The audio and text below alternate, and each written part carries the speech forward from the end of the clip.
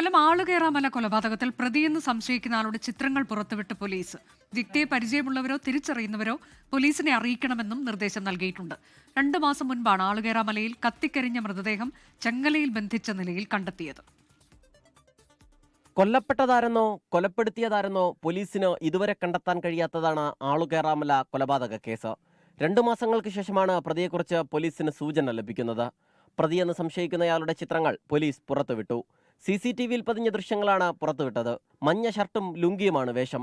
വ്യക്തിയെ പരിചയമുള്ളവരോ തിരിച്ചറിയുന്നവരോ പോലീസിനെ അറിയിക്കണമെന്നാണ് നിർദ്ദേശം. കൊലപാതകം നടന്നതിന്റെ സമീപ ദിവസങ്ങളിൽ ഇയാളെ ദുരൂഹ സാഹചര്യത്തിൽ പുനലൂർ ഭാഗത്ത് കണ്ടിരുന്നു എന്നാണ് കണ്ടെത്തൽ. സെപ്റ്റംബർ 23-നാണ് ആളുകേറാമലയിൽ ചങ്ങലയിൽ ബന്ധിച്ച നിലയിൽ കത്തിക്കരിഞ്ഞ മൃതദേഹം കണ്ടെത്തിയത്. വാരിയെല്ലിനേറ്റ ആഴത്തിലുള്ള മുറിവാണ് മരണകാരണമെന്ന് പോസ്റ്റ്മോർട്ടം റിപ്പോർട്ടിൽ വ്യക്തമായി. കൊലപാതക ശേഷം ആളുകേറാമലയിൽ എത്തിച്ച് കത്തിച്ച് ചങ്ങലയിൽ ബന്ധിച്ചു എന്നാണ് പോലീസിന്റെ കണക്കുകൂട്ടൽ. കേസന്വേഷണത്തിനായി 20-അംഗ സംഘത്തെ രൂപീകരിച്ചെങ്കിലും അന്വേഷണം എങ്ങും എത്തിയിട്ടില്ല.